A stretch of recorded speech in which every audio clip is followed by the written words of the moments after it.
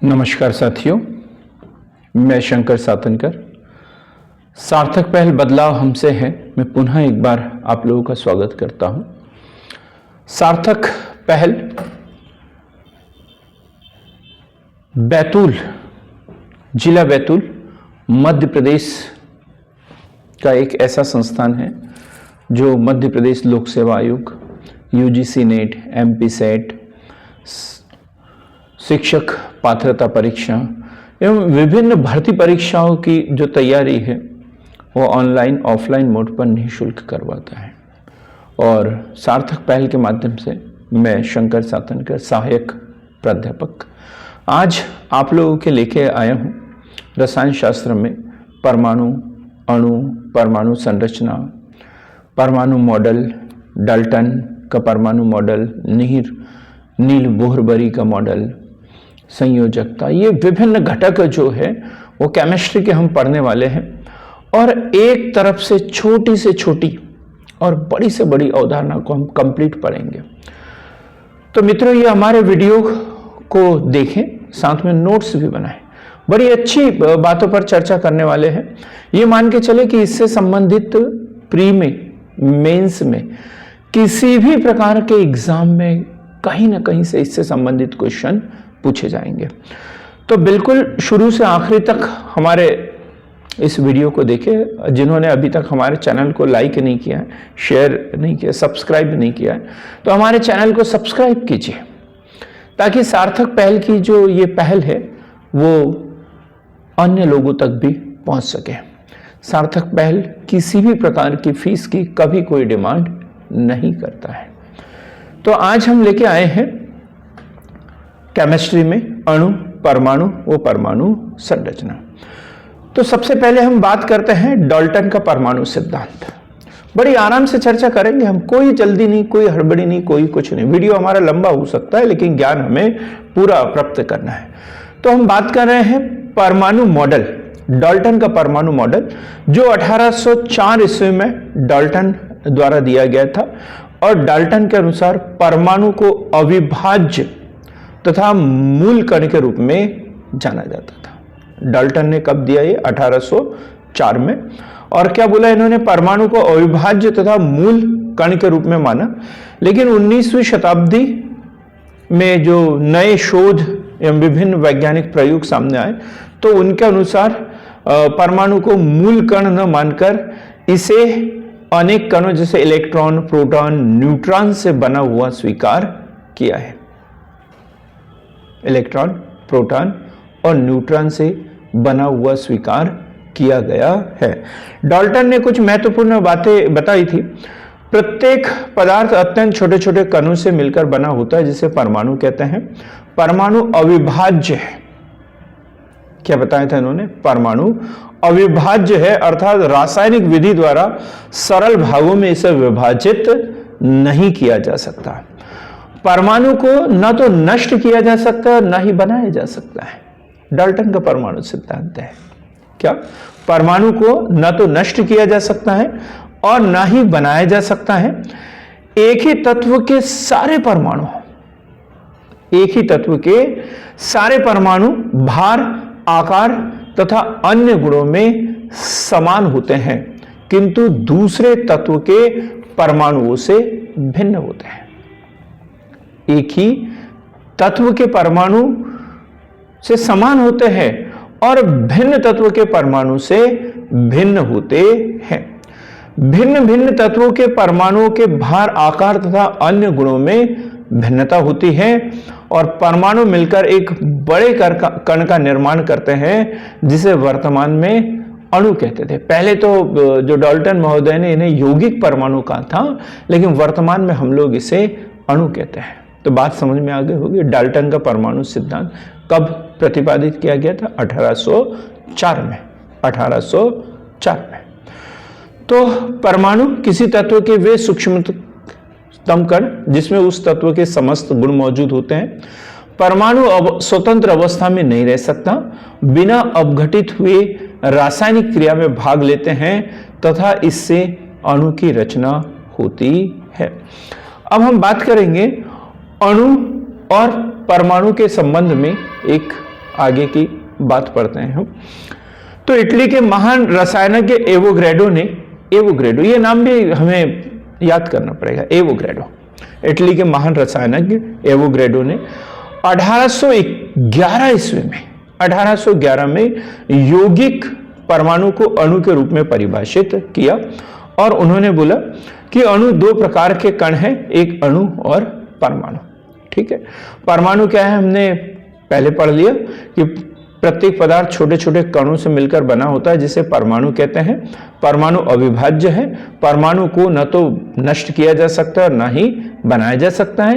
एक ही तत्व के सारे परमाणु भार, आकार तथा अन्य गुणों में समान होते हैं, किंतु दूसरे तत्वों के परमाणुओं से भिन्न होते हैं।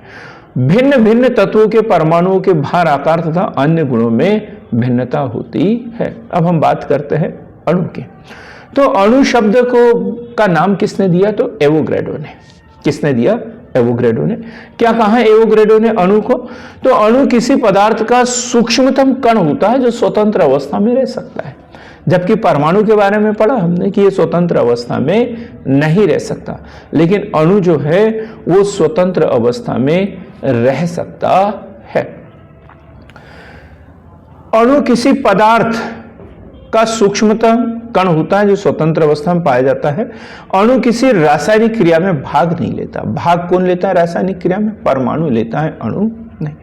अणु रासायनिक क्रिया में प्रायः परमाणुओं में विभाजित हो जाता है। अणु एक या एक से अधिक परमाणुओं से मिलकर बना होता है और अणु जो होते हैं वो दो प्रकार के होते हैं, तत्व के अणु और यौगिक के अणु। तत्व के अणु और यौगिक के अणु। तत्व के अणु क्या है? तो इसमें या तो केवल एक ही परमाणु होता है या एक से अधिक एक जैसे परमाणु संयुक्त होते हैं। जैसे ऑक्सीजन का अणु O2, ऑक्सीजन के दो परमाणु से मिलकर ऑक्सीजन का एक अणु बनता है O2। वैसे नाइट्रोजन का अणु N2 है ना। यदि अणु में केवल एक परमाणु है तो एक परमाणुक, और यदि दो परमाणु है तो द्विपरमाणुविक, और यदि तीन परमाणु है तो त्रिपरमाणुक अणु कहलाता है। क्लियर है एकदम? और यौगिक के अणु क्या होते हैं? इसमें दो या दो से अधिक प्रकार के तत्वों के संयुक्त परमाणु रहते हैं, जैसे पानी H2O, अमोनिया NH3। पीएससी के मेंस में क्वेश्चन पूछ लेते हैं, अमोनिया NH3, पानी H2O, कार्बन डाइऑक्साइड CO2। तो मित्रों हमने पढ़ लिया अभी क्या परमाणु, एटम और अणु। परमाणु का नाम डाल्टन ने दिया था और एटम, अणु का जो नाम है वो एवोग्रेडो ने 1811 में दिया है। ठीक, अब हम बात करते हैं परमाणु की संरचना। आगे हम देखेंगे परमाणु क्रमांक, परमाणु भार। तो परमाणु क्रमांक की यदि बात करें तो परमाणु के नाभिक में जो प्रोटॉन होते हैं और उसकी जो कक्षा में इलेक्ट्रॉन होते हैं जो उसके आसपास चक्कर लगाते रहते हैं, है ना। ये डायग्राम में स्पष्ट दिया हुआ है। तो ये परमाणु वो की संख्या बराबर जो प्रोटॉन की संख्या है या जो इलेक्ट्रॉन की संख्या होती है बराबर होती है, इसे परमाणु क्रमांक कहते हैं। तो किसी भी परमाणु के नाभिक में जो प्रोटॉनों की संख्या होती है या इलेक्ट्रॉनों की संख्या होती है, इसे हम परमाणु क्रमांक कहते हैं। और परमाणु भार क्या है? तो इलेक्ट्रॉनों की संख्या प्लस प्रोटॉनों की संख्या, ये कहलाता है परमाणु भार। इलेक्ट्रॉनों की संख्या प्लस प्रोटॉनों की संख्या, ये क्या कहलाता है? परमाणु भार। अभी हम समस्थानिक भी पढ़ेंगे, संभारिक भी पढ़ेंगे, आइसोटोप्स और आइसोबार पढ़ेंगे। इससे पहले हमने जो परमाणु पढ़ा है तो परमाणु के नाभिक में हमने देखा कि इसमें प्रोटॉन होते हैं। कुछ परमाणु जो होता है वो छोटे छोटे कणों में जो विभक्त होता है अलग अलग पार्ट में, तो उसमें इलेक्ट्रॉन, प्रोटॉन और न्यूट्रॉन, इलेक्ट्रॉन, प्रोटॉन और न्यूट्रॉन। तो हम डिटेल में पढ़ने की कोशिश करते हैं। तो आधुनिक खोजों के आधार पर अब परमाणु में उपस्थित 35 से अधिक सूक्ष्म कणों का ज्ञान हो चुका है। कितने? 35 से अधिक सूक्ष्म कणों का ज्ञान हो चुका है और इलेक्ट्रॉन इसमें सबसे मुख्य। इलेक्ट्रॉन परमाणु का मूलभूत कण है और इसका संकेत ई से दर्शाते हैं। यह एक ऋण आवेशित कण है। क्या है, ऋण आवेशित कण है और जिस पर 1.6 इंटू 10 की raised to the power -19 coulomb ऋण आवेश होता है। कितना, 1.6 into 10 minus raised to the power -19, अर्थात ऋण आवेश होता है। इलेक्ट्रॉन का द्रव्यमान कितना होता है, ये क्वेश्चन में बनते हैं, बड़े सरल सरल से क्वेश्चन एग्जाम में पूछे जाते हैं। इलेक्ट्रॉन का जो द्रव्यमान होता है 9.1 into 10 raised to the power -28, 10 की पावर कितनी, -28 ग्राम होता है। इलेक्ट्रॉन का द्रव्यमान कितना, 9.1 इंटू 10 और पावर इसकी -28 ग्राम होता है। इलेक्ट्रॉन की खोज जो है वो जे थॉमसन द्वारा 1897 में की गई है। इलेक्ट्रॉन की खोज जे थॉमसन द्वारा 1897 में की गई है और इलेक्ट्रॉन परमाणु में नाभिक के बाहर विभिन्न कक्षाओं में स्थित होते हैं। ये डायग्राम में हमने इलेक्ट्रॉनों को बता दिया है। ये जो देखो विभिन्न कक्षाओं में, पहली कक्षा h/2π, सेकंड h, फिर 3h/2π, 4h/2π। तो ये इलेक्ट्रॉन इन कक्षाओं में भ्रमण करते रहते हैं, गतिशील रहते हैं। इसके बाद हम बात करते हैं प्रोटॉन। तो प्रोटॉन परमाणु का एक मूलभूत कण है। इसका प्रतीक P, क्या है इसका प्रतीक P, इसे P से दर्शाते हैं। ये एक धन आवेशित कण है, जैसे इलेक्ट्रॉन के बारे में पढ़ा था, ये ऋण आवेशित कण है। प्रोटॉन जो है वो धन आवेशित कण है जिस पर 1.6 इंटू 10 की पावर -19 कूलाम धन आवेश होता है। प्रोटॉन का द्रव्यमान यदि देखें तो 1.67 इंटू 10 की पावर -24, 1.67 इंटू 10 की पावर -24 ग्राम होता है। और जो प्रोटॉन का जो द्रव्यमान होता है वो हाइड्रोजन के द्रव्यमान के बराबर होता है। ये क्वेश्चन पूछ लिया जाता है एग्जाम में। प्रोटॉन का जो द्रव्यमान होता है वो हाइड्रोजन के द्रव्यमान के बराबर होता है। और प्रोटॉन की जो खोज की है गोल्डस्टीन ने की है। कभी कभी कंफ्यूज हो जाते हैं हम इसमें, कभी कभी रदरफोर्ड भी नाम आ जाता है और गोल्डस्टीन भी नाम आ जाता है, तब हमें किसे चूज करेंगे। तो क्वेश्चन को देखेंगे हम, क्वेश्चन क्या पूछना चाह रहा है। क्योंकि प्रोटॉन की खोज गोल्डस्टीन ने की है, लेकिन इस कण को प्रोटॉन का नाम देने वाले रदरफोर्ड थे। प्रोटॉन का नाम किसने दिया, रदरफोर्ड द्वारा दिया गया है। और प्रोटॉन जो होते हैं परमाणु के नाभिक में स्थित होते हैं। प्रोटॉन परमाणु के नाभिक में स्थित होते हैं।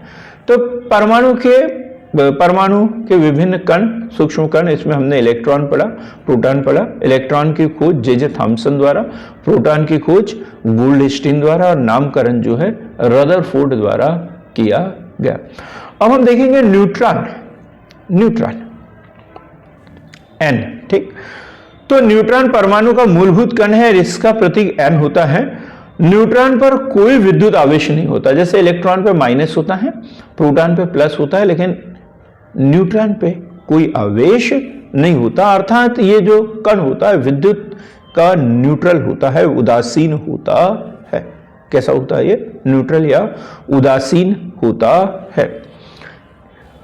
न्यूट्रॉन का द्रव्यमान 1.67 इंटू 10 की पावर -24 प्रोटॉन के बराबर, प्रोटॉन के द्रव्यमान के बराबर। न्यूट्रॉन की खोज चैडविक ने की है। न्यूट्रॉन की खोज किसके द्वारा की गई, चैडविक के द्वारा की गई है। और इन्होंने देखा, चैडविक ने देखा कि बेरिलियम धातु पर अल्फा कणों की बौछार की जाती है तो एक अन्य प्रकार का कण प्राप्त होता है जिसे न्यूट्रॉन कहते हैं और नाभिकीय क्रियाओं में भी पाया जाता है। न्यूट्रॉन जो होता है परमाणु के नाभिक में स्थित होता है। न्यूट्रॉन जो होता है वो परमाणु के नाभिक में स्थित होता है। क्लियर हो गया। अब हम बात करते हैं परमाणु संख्या, एटॉमिक नंबर। परमाणु संख्या या परमाणु क्रमांक, परमाणु क्रमांक, ठीक। P बराबर E। तो हम बात करते हैं 1913 की, 1913 में मोसले ने बताया कि प्रत्येक तत्व के परमाणुओं की प्रोटॉन की संख्या अलग होती है और इलेक्ट्रॉनों की संख्या प्रोटॉनों की संख्या के बराबर होती है। यह याद रखना है। किसने बताया? मोसले ने बताया। कब? 1913 में बताया कि प्रत्येक तत्व में परमाणुओं की संख्या अलग अलग होती है और प्रत्येक तत्व में प्रोटॉनों की संख्या अलग अलग होती है और प्रोटॉनों की संख्या न्यूट्रॉनों की संख्या के बराबर होती है। तो किसी भी तत्व के परमाणु के नाभिक में उपस्थित प्रोटॉनों की संख्या बराबर उसकी कक्षा में स्थित न्यूट्रॉनों की संख्या, यही परमाणु की संख्या या परमाणु क्रमांक कहलाती है। तो परमाणु क्रमांक बराबर P बराबर E, प्रोटॉनों की संख्या बराबर इलेक्ट्रॉनों की संख्या, और इसे Z से प्रदर्शित किया जाता है। परमाणु क्रमांक या परमाणु संख्या को हम Z से प्रदर्शित करते हैं और Z बराबर P बराबर E, अर्थात प्रोटॉनों की संख्या बराबर इलेक्ट्रॉनों की संख्या। बात क्लियर हो गई होगी एकदम। अब हम पढ़ते हैं द्रव्यमान संख्या या परमाणु भार। द्रव्यमान संख्या या परमाणु भार, द्रव्यमान संख्या या परमाणु भार, इसे जो है हम A से प्रदर्शित करते हैं और परमाणु के नाभिक में स्थित प्रोटॉनों की संख्या प्लस परमाणु की कक्षा में स्थित इलेक्ट्रॉनों की संख्या, इन दोनों का योग जो होता है वो परमाणु भार या द्रव्यमान संख्या कहलाती है। Mass number of atomic mass. तो अर्थात नाभिक में स्थित न्यूट्रॉन प्लस प्रोटॉन, इन दोनों का जो योग होता है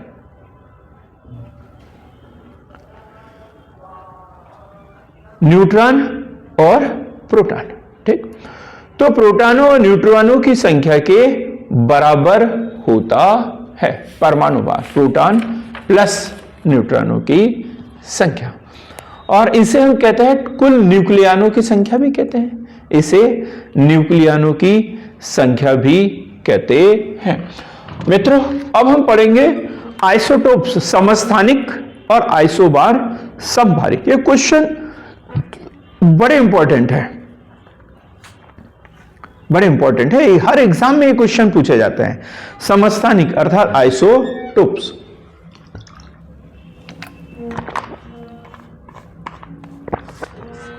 आइसोटोप्स एक ही तत्व के ऐसे परमाणु जिनकी परमाणु संख्या समान होती है,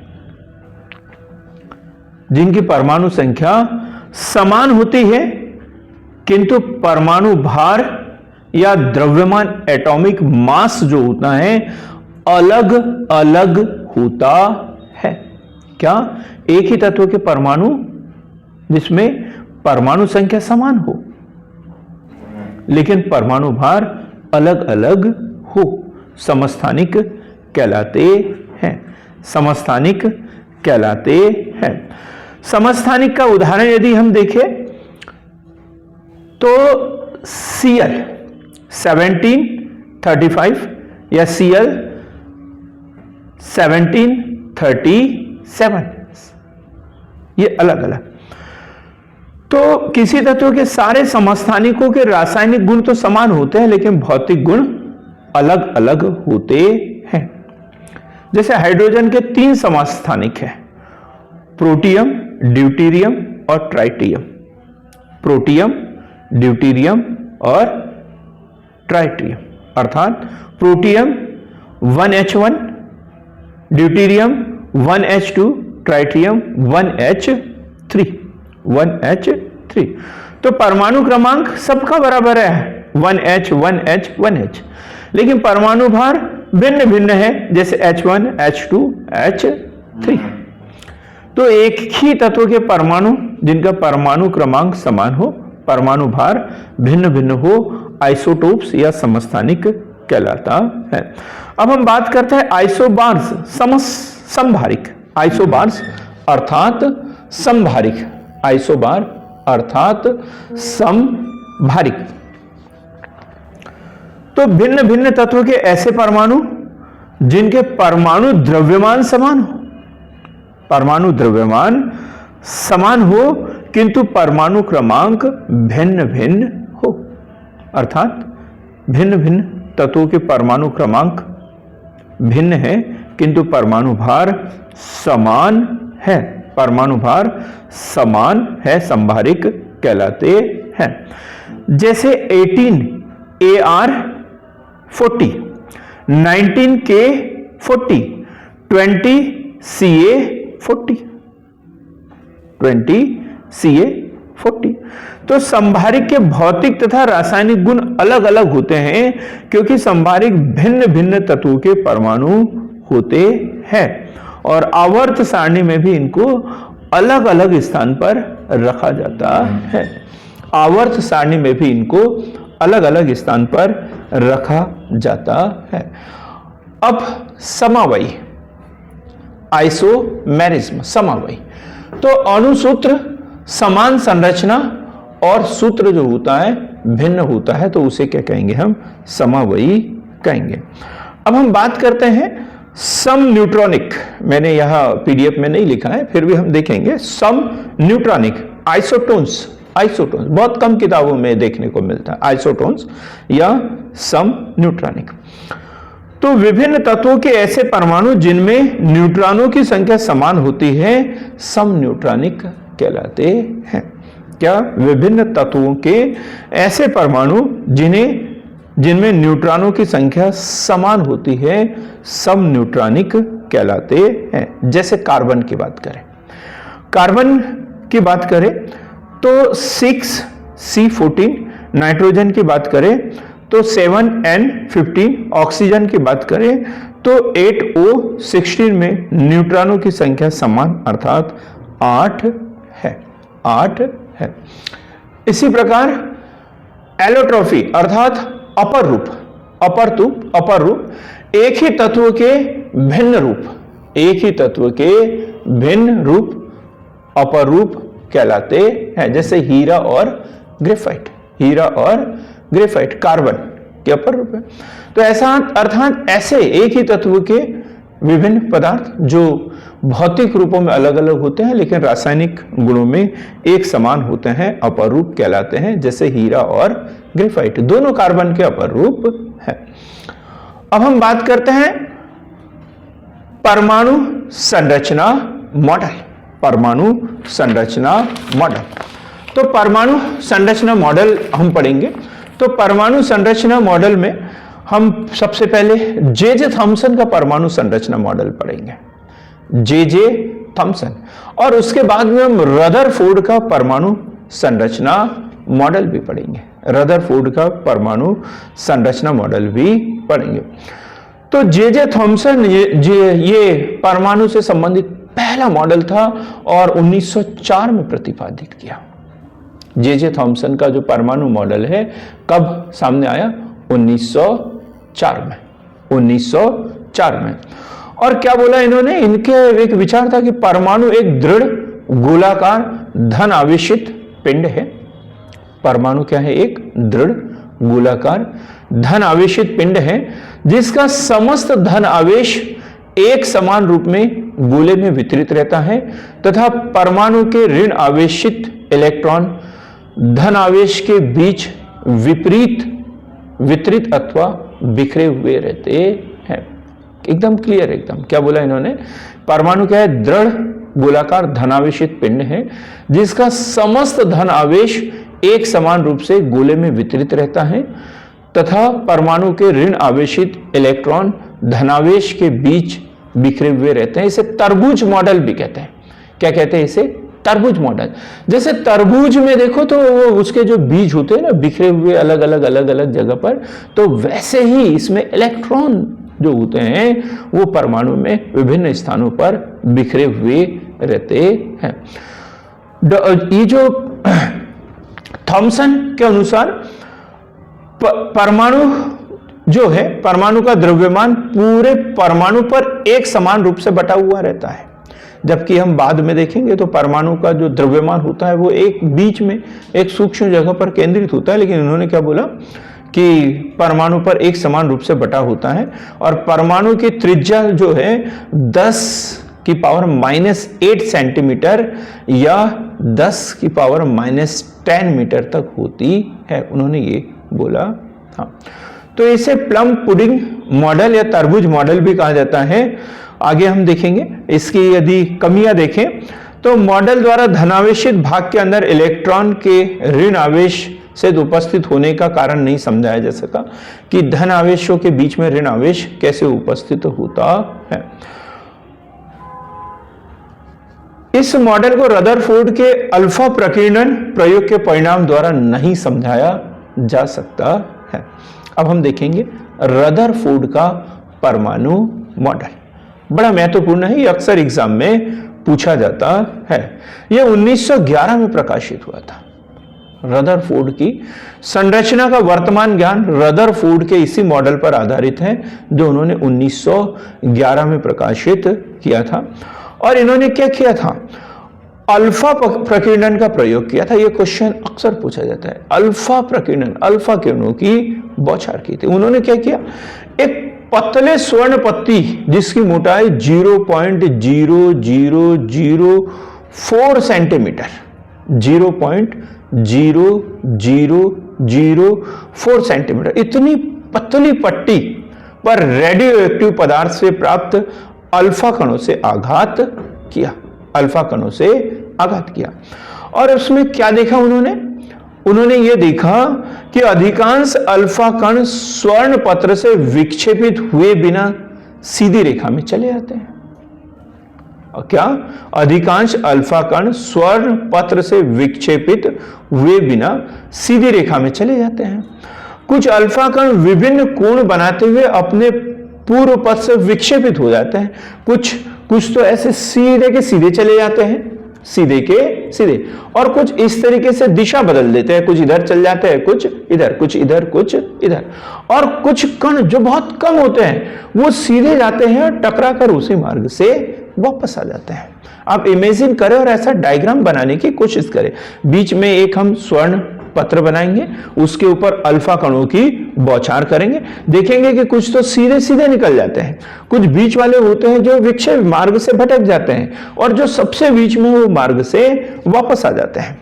तो क्या निष्कर्ष परिणाम प्राप्त किए, अधिकांश अल्फा कण स्वर्ण पत्र से विक्षेपित हुए बिना सीधी रेखा में चल जाते हैं।